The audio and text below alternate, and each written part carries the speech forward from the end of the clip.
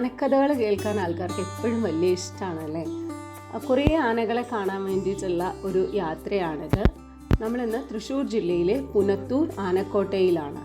ഗുരുവായൂർ ക്ഷേത്രത്തിൽ നിന്ന് 3 കിലോമീറ്റർ സഞ്ചരിച്ചാൽ നമുക്ക് പുനത്തൂർ ആനക്കോട്ടയിലെത്താം.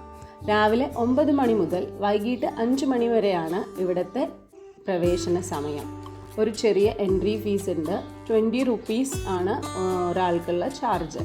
മൊബൈൽ ക്യാമറയ്ക്ക് 25 രൂപയും വീഡിയോ ക്യാമറയ്ക്ക് 100 രൂപയുമാണ് ചാർജ്. കാർ പാർക്കിങ്ങിനുള്ള സൗകര്യം ഉണ്ട്. 30 രൂപയാണ് കാർ പാർക്കിങ്ങിൻ്റെ ചാർജ്.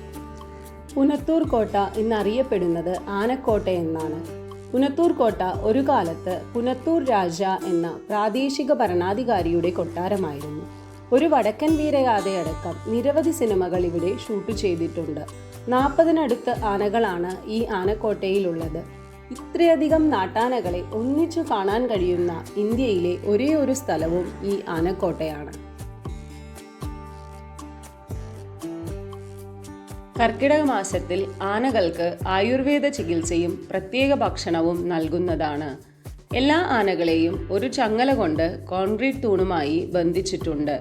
മദപ്പാടുള്ള ആനകളെ മാത്രം ഒന്നിൽ കൂടുതൽ ചങ്ങലയിട്ട് ബന്ധിച്ചിട്ടുണ്ട്.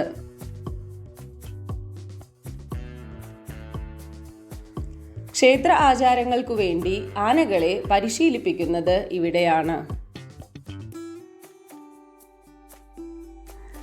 ആനക്കോട്ട ചുറ്റി നടന്ന് കാണുവാനായി ഏകദേശം 1 മണിക്കൂർ മതിയാകും. അതുകൊണ്ട് തന്നെ ഗുരുവായൂർ ക്ഷേത്ര ദർശനം കഴിഞ്ഞ് മടങ്ങും വഴി ആനക്കോട്ട സന്ദർശിക്കുന്നവരാണ് കൂടുതൽ ആളുകളും. പ്രത്യേകിച്ച് കുട്ടികൾ കൂടെ ഉണ്ടെങ്കിൽ അവർക്ക് അതൊരു നല്ല അനുഭവമായിരിക്കും. കേരളത്തെ ചിലപ്പോൾ ആനകളുടെ നാട് എന്ന് പറയാറുണ്ട്. അതിൻ്റെ പ്രധാന കാരണങ്ങളിൽ ഒന്നാണ് ഈ ആനക്കോട്ട. ഇപ്പോൾ ഇത് ഗുരുവായൂർ ദേവസ്വത്തിന് കീഴിലാണ്. ഇവിടെ നടക്കാറുള്ള ഒരു പ്രധാന ചടങ്ങാണ് ആനയൂട്ട്. ഗണപതി പ്രീതിക്കായിട്ടാണ് ആനയൂട്ട് നടത്തുന്നത്.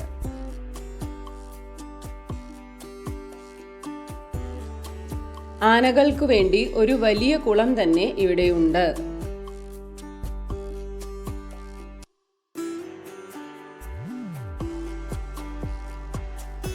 ആനകളെ കൂടാതെ കേരളീയ ശൈലിയിലുള്ള ഒരു നാലുകെട്ടും ശിവനും ഭഗവതിക്കും സമർപ്പിച്ചിരിക്കുന്ന ഒരു ക്ഷേത്രവും ഇതിനകത്ത് കാണാവുന്നതാണ്.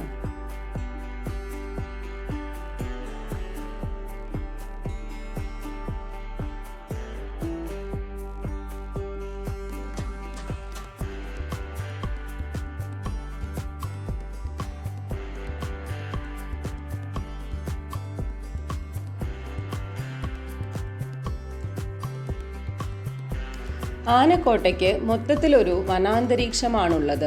ഈ കൊടും ചൂടിലും ഇവിടെയുള്ള ഈ പച്ചപ്പ് കാഴ്ചയെ കൂടുതൽ മനോഹരമാക്കുന്നു.